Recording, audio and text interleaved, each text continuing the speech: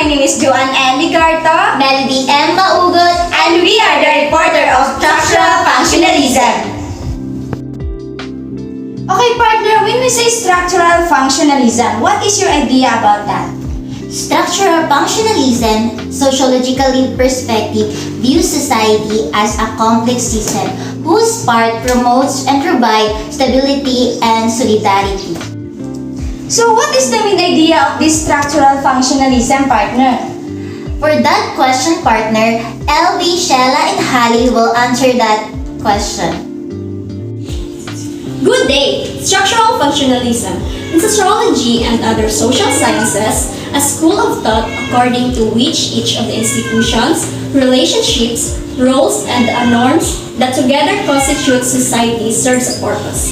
In addition, in his view, the components of social structure have indispensable functions for one another. To continued existence of the one component is dependent on that of the others and for society as a whole, which is an integrated organic entity.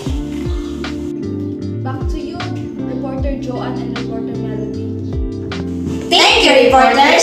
So how does structural functionalism work in a society? For that question, Eliza, Diane, and Angel will answer that. Miss Eliza?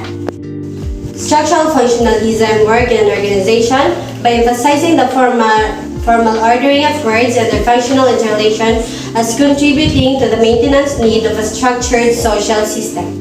Functionalism addresses society as a whole in terms of the functions of its constituent elements, namely norms, customs, traditions, and institutions. A common analogy popularized by Herbert Spencer presents three parts of society as a group that work toward the proper functioning of the body as a whole. And here is an example of a structural functionalism.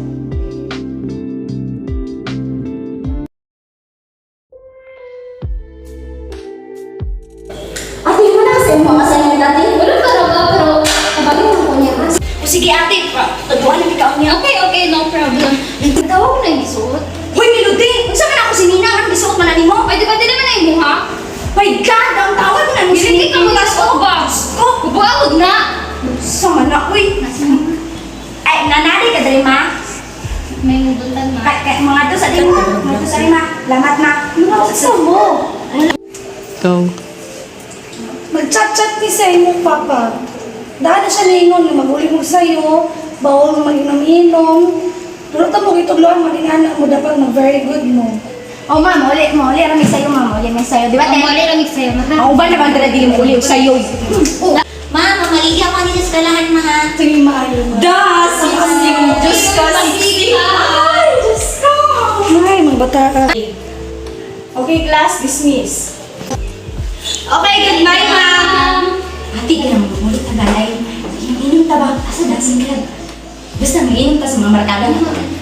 Maguna na ang kabuli ha. Nami activity buhaton. Wala di ba tayo activity karon? Sus, kami kang pangutan ay pagkunan Hala, ang dami ikagpangutan na ay!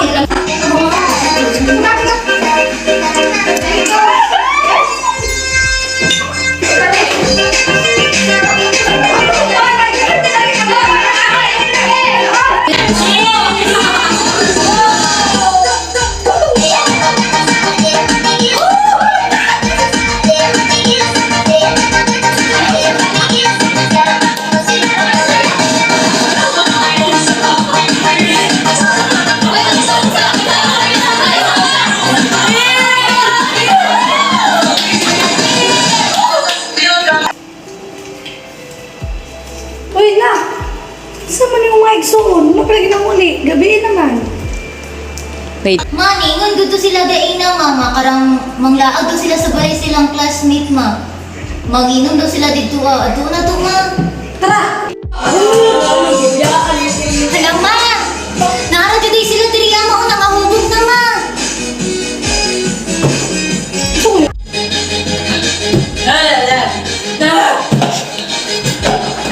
Uy! Barong ka mo! Isa man, nasakot pa! Uy! Barong ka mo! Nasi mama! Isa man na ka! Ako yung magulang! Nasi mama! Isa mama! Wala, wala, wala. Mana! Ulit na si Balay! Ito ka magsila you. Mga anak, ano ibuhat man ito ninyo? Nagdili man ito maayo. Di ba giingat ka mo, nabuling mo sa'yo? Hindi tanan ako binaistorya para ni sa inyo ha ba? Paminawan na inyong ama.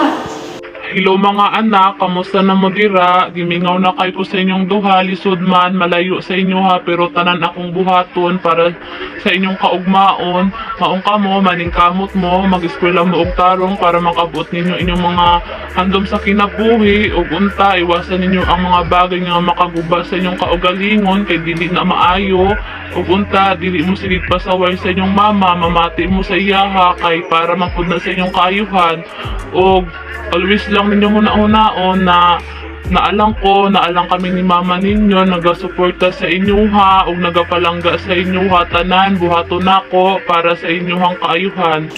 Pasensya lang kayo, madito na maopti mo. Sorry kaayo mga pa. Sorry te. Sorry kaayo te. Hindi na ako itong te.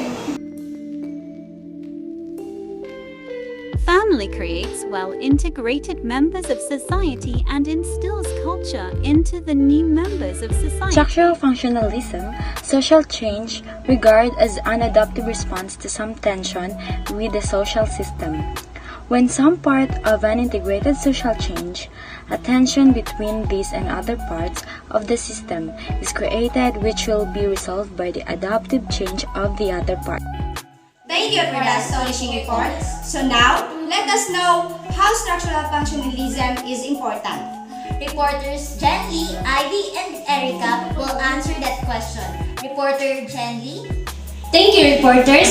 So, structural functionalism is important because it makes considerable sense in society where commercialization and professionalism are relatively advanced. Is it right, Miss Ivy? Yes, and also, in the structural functionalism, human societies and grow toward more differentiation with institutions. In other academics, contrast the structural functionalism provide a radically different narrative of journalism history. A great idea, partner! So now, let us know, Why do we need this structural functionalism? Reporter Eileen and Max. Thank you, reporters.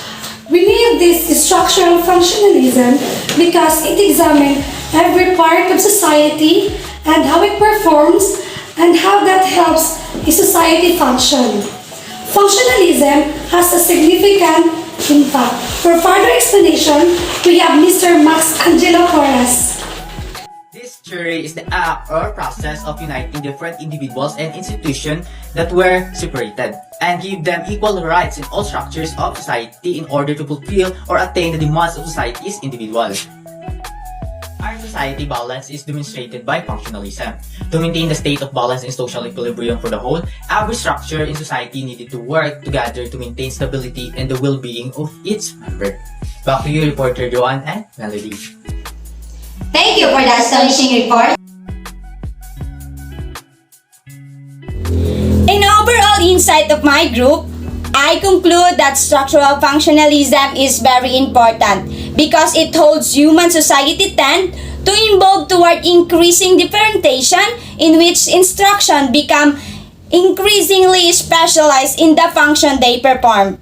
And the willingness of structural functionalism contribute in the overall health of a person and is needed in doing our important daily duties and activities. And that's the end of our report. I am Joanne Ellie Garto. I hope that all of you learned what is structural functionalism. Thank you and God bless. Structural functionalism.